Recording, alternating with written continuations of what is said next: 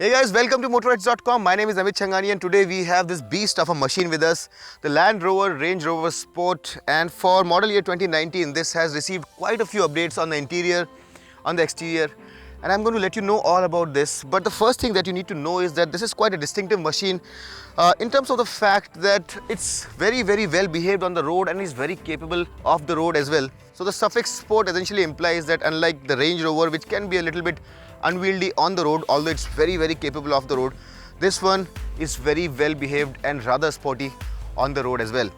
On the outside, this car has received quite a few changes for this version, and the first thing, as you can already see, are these LED lights, which also include these swipe out turn indicator blinkers, and the LED headlight here is available in a variety of specs. So the basic LED headlight system on this car is a 24 LED unit. However, the Matrix LED unit that this car, the diesel HSE version that we have, the 3-liter turbo diesel, gets a 52 LED unit, although you can have it upgraded even more, and there is a pixel LED unit which is available, comprising of as many as 142 lighting units. And if you think that that's not enough, you can get a laser augmented 144 LED pixel unit which can throw light up to 500 meters. So all of that is available as an option, but here we have a 52 LED unit. Apart from that, the bumper has been changed and the air intakes are now a bit more efficient in cooling the engine. The fog lamps here are slimmer and blend in very well with the overall designs. So the face has seen quite a few changes, but that's not all. Moving towards the side, there are some changes there as well. Now the first thing that will strike you from the side is these beautiful looking 21-inch wheels, and I absolutely love them. They're two-tone, although it may be a little difficult in the first view to figure that out. There's a dark grey and a light grey, and the interplay looks very nice and smart to me. They're shot with 275 section Pirelli Scorpion Verde tires, and they can do a good job of being on the road and taking the car off the road also to a fair degree. As you can see right now, the car is fairly above the ground and it comes with an air suspension. So the ground clearance at this point in time is 290 mm, which is the maximum. However, you can lower it down as the car obviously has an air suspension, and the lowest that the car can sit on is 210 mm. So at the highest ground clearance, the car has an approach angle of 33 degrees. At the rear, the departure angle is 31 degrees and the breakover angle at the middle is 23.2 degrees, which really makes this car a very capable machine off the road. We took it off the road for a fair bit yesterday and it really impressed, not just with its approach and departure angles and with its ground clearance, but also with the fact that the four-wheel drive system on this car works very well. The tires provide ample traction, and even on slippery slopes this car climbed up without a whimper, and that really impressed us. Now this roof that you see here is painted in black. Typically you'll get it in body color. This is an option, and just like this, there are just tons of options on this car. They are parts of a pack or they are available at an extra price. So a lot of equipment that you see on this car, which is the HSE variant, would probably not be available as a part of the standard equipment. We will try to let you know whatever we can recall. However, a lot of things will have to be ordered separately. Now at the rear, the biggest change that Land Rover have made is the inclusion of this spoiler, which is slotted, and it's not just a design element, it's very functional also, because the flow of air through those slots makes sure that the rear windscreen doesn't get very dirty. Apart from that, the rear tail light combination lamp is also full LED now, and as you can see, as is the case with the front, the lights for the turn indicators now swipe out, so it looks very nice and creates a dramatic effect. And the rest of the tail lamps also are full LED units. I really like the way the exhaust has been set up. It's a dual exhaust, and the trapezoidal shape to the outlets is quite interesting to me. At the bottom you get this Ford diffuser in piano black with a grey bumper, and this rear view camera is also there. The one thing that I don't like about this whole setup is there is only one camera on this car, and a car that retails for 1.3 crores ex-showroom, I really think I could probably have done with a few more cameras. This camera can give you a narrow angle as well as a wide angle, and I'll show you later as to how that works. The boot, by the way, is powered, and there is as much as 784 liters of storage space in the 5-seater guys here, which is obviously a lot of space. And in terms of loading and unloading stuff into the boot, first and foremost, there is no loading lip which would stop you from sliding stuff in. However, there is another great feature here which allows you to lower the loading height of the car, which would further help you put stuff in and take it out. Apart from that, if you look inside, you'll see that Land Rover have very nicely provided a full-sized spare, and not just that, it's also not a steel rim, it's a proper alloy wheels. So some money has gone there and we really appreciate that. Talking again about the off-roading capability of the car, this is a very capable off-roader, and the wading depth also is about 900 mm, which is very high, and you would be able to drive this car not just through dry patches, but even if you have to cross rivulets, you would be able to do that very well. And we tested this car to an extent yesterday, and we realized that the capability of this car off the road is actually quite distinguished. So that's one of the high points. If you really want to talk about the design as a whole, you'll realize that this, despite being boxy, comes across as very modern, very chunky, very compact kind of unit, and when it's driving on the road, it really masks its dimensions very well. It's very large a car. If you park it aside any other car from the mid-premium segment, which include cars like the X3 or the Q5, you'll realize that this car is significantly bigger than those cars, but it looks compact. And while on the road with those chunky wheels, wide tires and those flared wheel arches and that slightly slanting roof, it looks very sporty and nice and has a personality which really makes it stands apart. So overall, it's a car like no other, and on the road it has a personality, it has presence, and it would have a lot of people turn their heads and leave them massively impressed in its wake. I think it's time for us now to get inside the car and witness its fantastic wonders, because it's not just its off-roading capability, but the amenities and the creature comforts inside, the tech inside, that we need to witness, and we are going to do just that now. Now, once you get inside the cabin for a facelift, the kind of changes that Land Rover have brought about are quite extensive, and it really looks like one of the plushest cabins on any of the SUVs at this point in time. So the biggest changes that you'll see on the center console are these two 10-inch touchscreens which have been introduced, and they are obviously very similar to the Velar where they made their debut. The instrument console also is all new, and all three units being fully digital really uplift the experience from the driver's perspective, and I'm sure from the passenger's perspective as well. The one interesting bit about the steering wheel is these mounted controls, which may look a little bit intimidating at the outset. They are all backlit and they offer you a lot of features. So this car comes with radar technology where it can follow a car ahead, it can brake by itself, it can accelerate by itself. So all those features are there in this car. It also has lane keep assist, wherein, if you're crossing over a lane, the car is going to give you a warning by vibrating the steering a little bit, and there would be a change in color on the instrument console as well. So as I mentioned, these controls may come across as slightly intimidating at the beginning, but they're very intuitive, and after a point you actually find them very useful. I would have wanted the materials here to be a bit more soft to touch. They are very glossy, finished in a material which looks somewhat like piano black. It looks nice, but I would have wanted it to be soft to my touch. And on the left you have the volume controls, seek buttons, you have the telephonic controls and voice commands, and on the right you have the controls for the radar based cruise control, where you can set the speed, you can set the top speed limit, and you can increase or decrease the distance that you want from the car ahead, so that the car can brake early or later based on the distance that you want from the car ahead. I've used this car extensively, and within the city using this cruise control, which is radar based, works very well. And once you set the speed to an acceptable limit like 40 or 50 kilometers per hour, you actually don't really have to use brakes at all.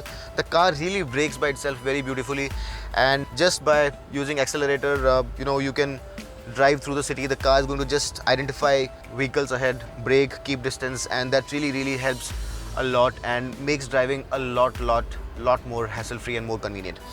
Now, the instrument console by itself is also very extensive, and if I want to cover everything here in this video, it would be very time consuming. So I'm going to make a separate video for this entire instrument console and center console, and you can find the link of that video above on the top right corner. However, I'm going to give you a quick overview of how this instrument console works in this specific video. So you have a variety of options. The top portion of this console really works for the infotainment system and other things like the camera, the parking aid, and this parking assist, which by the way helps the car park itself. So all these things are controlled through this panel. The lower portion of the center console controls other things like the vehicle modes, so you can choose from a variety of modes, and the front two seats are heated, so you can actually make sure that you turn that heating function on, and you can choose the intensity of the heat as well, and obviously the climate, which includes a 2-zone temperature control as well as the airflow. So all of that can be controlled using this panel here. Now, talking about the top screen again, in the settings section, there are also some sections which allow you to change the car settings, and the more important of these are this very nice vehicle dimensions setup, which lets you know about all the dimensions of the car. And if you go back, you have the controls for the in-control apps, ambient lighting, which by the way can be changed to many options. So as I see right now, 1, 2, 3, 4, 5, 6, 7, 8, 9, 10, there are 10 lighting options. So you can change the intensity, the brightness, all of that, and change the color as well. So that's a fantastic feature here. Now you also have cameras, and there are more cameras available in high variants, but as I mentioned before, there is only one camera on this diesel HSE variant. And if you tap this icon here, you'll realize that you have two viewing angles, a narrow one and a wide one. So these are the only two camera angles that you have. In addition, you also have a valet mode, and in 4x4i you can get information about your wheel angle. So if you turn the steering, you would be able to see that the wheel is turning. You can also get information on the slope and the degrees to which the car is tilted, or the incline. You also get a compass, and you obviously get the mode that you're in, so you get that information here as well. A very important feature on the Range Rover Sport is its low traction launch, and where it helps really is in situations where you don't have enough traction from the point of launch. So if you're stuck in mud or you're on snow, where a normal launch sequence will send the wheels in a wheel spin, you can use the low traction launch sequence, and from there the car will try its best to make sure that you are able to launch and you don't lose traction as much as you would do in a normal launch. So that's another great feature. On this specific car, we have a Meridian audio system which sounds very well, and if you go to the audio settings section, you would be able to see that you can control the bass, the treble, and the subwoofer. And not just that, you also get a lot of presets from an amplifier perspective. And you get the vanilla stereo, you get the Meridian preset. You can choose from among the Dolby Pro Logic and the DTS Neo 6 presets. So all of that are actually very different when you listen to various different music, and depending on what you like, you can choose from among these presets that are provided, and all of them sounds very well, so you can always try them all out. You get inbuilt navigation, and it really works very well. We tried it, and it's a lot better than a lot of other navigation systems that we have tried before. However, the one thing that you need to be very careful about is the fact that this infotainment system is not Apple CarPlay and Android Auto compliant. So that's one problem that the system has, and we don't know why it's been left that way. So as a whole, this infotainment system connected with this Meridian system is available in 4 options. So you can either have the vanilla Land Rover audio system, or you can have the Meridian system with 380 watt output and 12 speakers. The one we have here is the 825 watt with 18 speakers, or you can go a step higher and you can buy the 1700 watt, which comes outfitted with 22 speakers, and it's called the Meridian Signature System. Another important thing that you'd probably be interested in is that the way these controls function is a little different from a lot of other such systems, and you have to actually push these bezels to change the readout. And as you can see, if I press this, it's showing me the temperature and I can control that. I push it again and it shows me the temperature of the seat, and if I choose the airflow, then I can choose the flow of air that I want through the vents. So that's how you control it. Apart from that, if you look at this central panel, you'll realize that you have a few icons here. So you can turn the traction control off using this button. and you can raise the height of the car by 80 mm as I mentioned before using this, or you can bring it down again. And this center knob here is essentially to choose the driving modes, and you have a variety of driving modes to choose from. So there is the basic eco mode, which is going to save fuel for you and help you drive on the road. Then you have the comfort program to drive on the road a bit more comfortably, and you have the grass, gravel and snow program for the most slippery conditions. You have mud and ruts program, and you have the sand program. All of these are part of the Land Rover's terrain response system, and you have to choose from these modes manually. However, you don't have the dynamic terrain response system, which is the terrain response system 2 on this specific variant. For that you have to go higher, and you have a 4.4 diesel or a 5 liter petrol, which you'll have to choose from. In order to have the advanced terrain response system, you have to choose from one of the terrain response presets here. In the advanced version you don't have to. Now, one funny thing with the Range Rover Sport is that although it's called Sport, you don't have any mode named Sport to choose from among the modes that I just showed you. Although you can choose the Sport mode from a transmission perspective from the drive selector, but this being the Sport, we would actually have wanted to have a Sport mode, which is not there. Apart from that, if you look closely at the instrument console, you will realize that it comes with a lot of settings, and you can actually choose how you want the instrument console to look like. Also, if you look closely at this 12-inch color display, you will realize that you can actually choose from a variety of display modes, and you can customize this instrument console visually. So right now it's a 2-dial unit, and I can change it to 1 dial. So as you can see, now it's a 1-dial unit. So somewhat like the Audi virtual cockpit, this also is fully digital and can be customized very easily to suit your likings better. And as you can see, now it's showing me navigation, or it can show me media. So it's quite customizable and very usable, very fancy.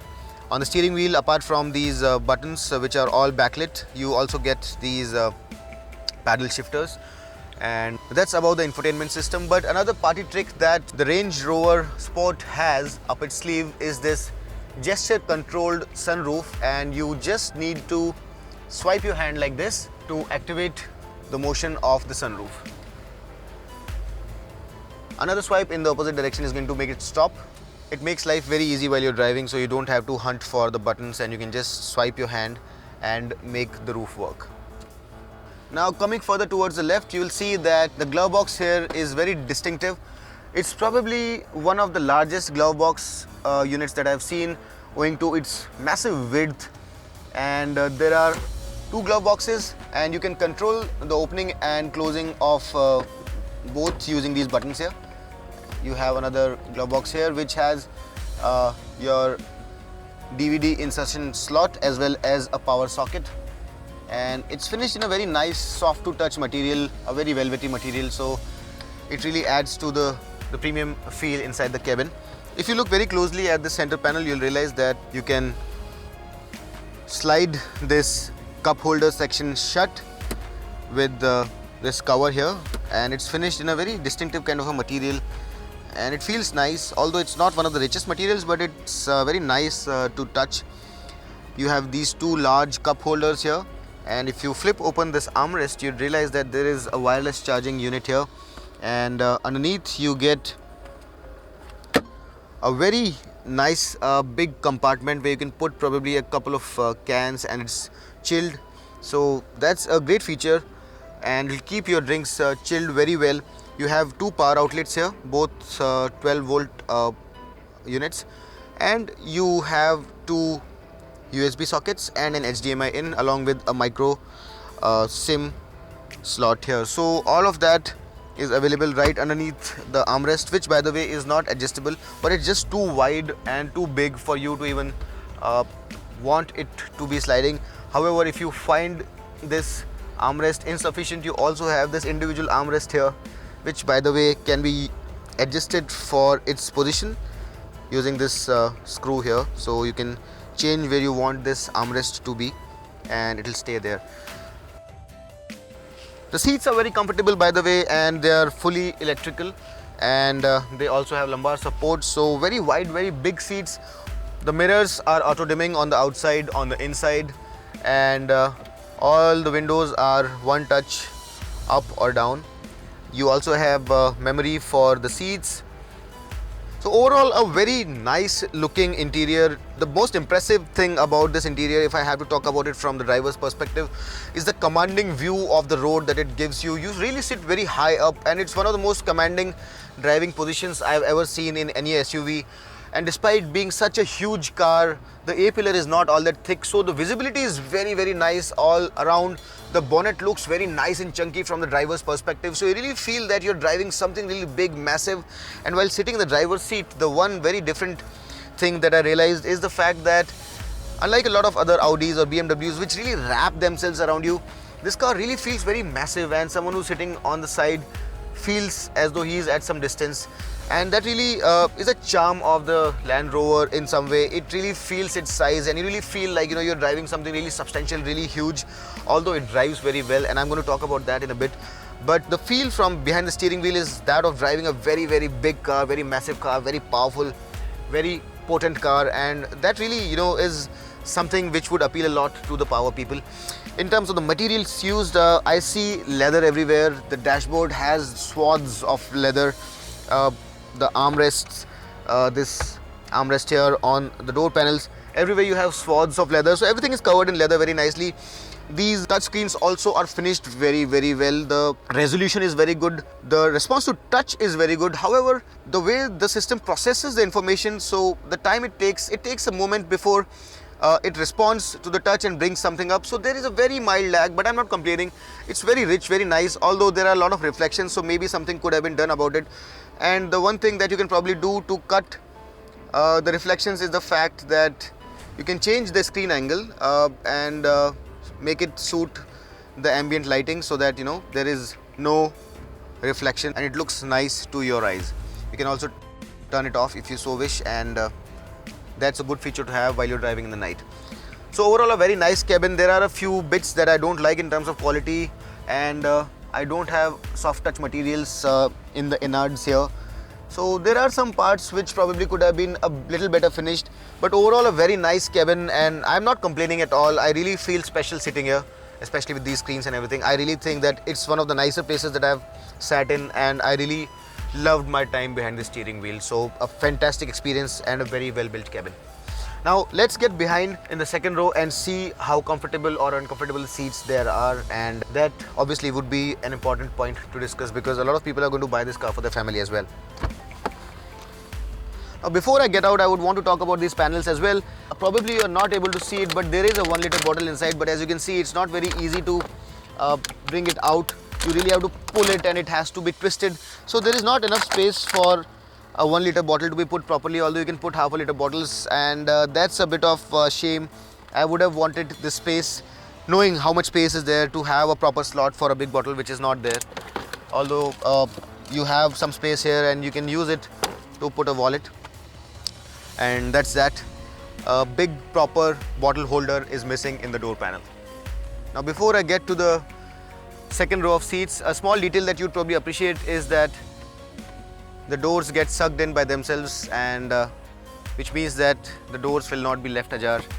It's something that we saw first on the S-Class, but the Range Rover Sport also has that feature. Now unlike the front, at the rear you have a proper slot for putting a 1 liter water bottle, so that's a relief. And now I'm going to get inside. For my driving position, this is the kind of knee room that I have. It's not the most generous for such a humongous car, but it's not bad either. I would have probably wanted it to be a little bit better. The seats can be reclined by some angle using this lever here, and that really helps over longer journeys. The shoulder support is very good, and I also get this really massive armrest. It's quite unusual, unlike a lot of other armrests I have seen. It also gets these 2 cup holders and some space to store maybe your cell phone. And overall you cannot seat 3 people here because there is these AC vents here, and they would probably foul with the legs and the knees. But for 2 people, very comfortable seats. There is good amount of under thigh support as well. Although I really believe that the knee room here could probably have been a little bit better. Headroom is more than sufficient. There is no problem, and there are plenty of AC vents as well. I have one AC vent here, there are two AC vents here, and there is another AC vent here as well. So I'm surrounded by AC vents, and maybe it's overkill, but it doesn't hurt to have a few more. So very comfortable. Legroom could probably have been a little bit better, but overall not a bad place to be. Another thing that I would do well to mention is these AC vents, and since I can control the temperature from these dials here, that really makes it a 4-zone climate control. So that's a nice feature to have.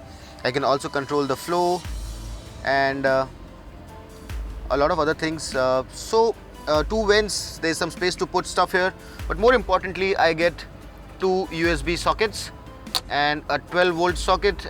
And if that was not enough, you also have a proper 2-pin socket here, which is a 230-volt unit. So plenty of power outlets and a proper 4-zone climate control. So a very comfortable seat. You are well equipped, although the legroom, as I mentioned before, could definitely have been a little bit more for such a massive car. So I'm driving the Range Rover Sport 3-liter diesel V6 right now, and it dishes out 256 horsepower with 600 Newton meters of torque, and that really is a lot of torque. With that power and with all that torque, this 2.1 ton machine can be accelerated from a standstill to 100 kilometers per hour in only 7.1 seconds. And when you are behind this wheel, you really realize that torque working on the tires, and it really feels like a locomotive. Once you mash the pedal, you realize that this car is simply darting towards the horizon. And it's not just speed and the acceleration, it's also the fact that all that momentum, such a heavy vehicle moving with such momentum, it really feels like, you are an unstoppable force on the road. And the good part about that is that the suspension settings have been tuned immaculately. It's slightly on the stiffer side, but I really believe that it's a good thing, because for its size, this car handles really well. In a straight line, it feels totally unshakable. Around the corners as well, you can carry good speed. The body roll is very well contained for its size, and the suffix sport befits this car very well. The insulation from the ambient noise, the road noise, the wind noise is very good. There is hardly any noise. There is a little bit of road noise there, which probably could have been better contained. But overall, the cabin is very silent, and it's a fantastic experience from behind the steering wheel because of the way it drives on the road. This commanding driving position really dwarfs everything around you, and you really get this king of the road kind of a feel. The suspension, as I mentioned, is slightly stiffly sprung, which is fine for the driver and the first row passenger, but for the second row passengers, it can be a bit of an issue, as was reported by a couple of colleagues who were sitting in the second row. Also, I am not the most impressed with the steering, which feels slightly light for my liking. It could have been a bit more heavier, and in fact I have just switched over from a BMW X3, and driving that car just tells you why BMWs are known as the ultimate driving machines. The feel from the steering there is a world of difference from this one, and you really have to appreciate BMW for tuning their steering so very well, and that really leaves you wanting a little bit for a little bit more feel, a little bit more heaviness at the steering, especially at dead center, especially for such a heavy machine. The fuel efficiency on this car is actually very good for the kind of weight that it has. Within the city, you would be able to extract 7 to 8 kilometers to the liter, but on the highway, this can exceed 12 kilometers per liter, which is very good for a car which is driven by a 3-liter V6 and has more than 2 tons of weight. So very powerful and very fuel efficient as well. As a package, I absolutely love it. The ride, the drive, everything, the off-roading capability, it has to be loved by someone who likes their cars big, and the whole package comes together really well.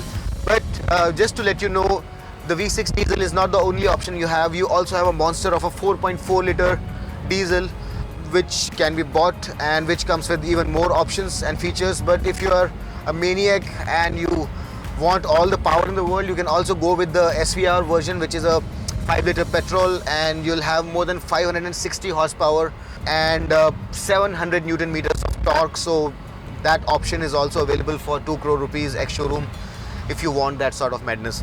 But this 3-liter diesel is very nice to drive. I absolutely love this car for the way it feels on the road and off it. And a big thumbs up to Land Rover for having brought this whole package together so well. The engine is mated to an 8-speed transmission, not the quickest, but very smooth, fairly fast, and very reliable in terms of the kickdowns.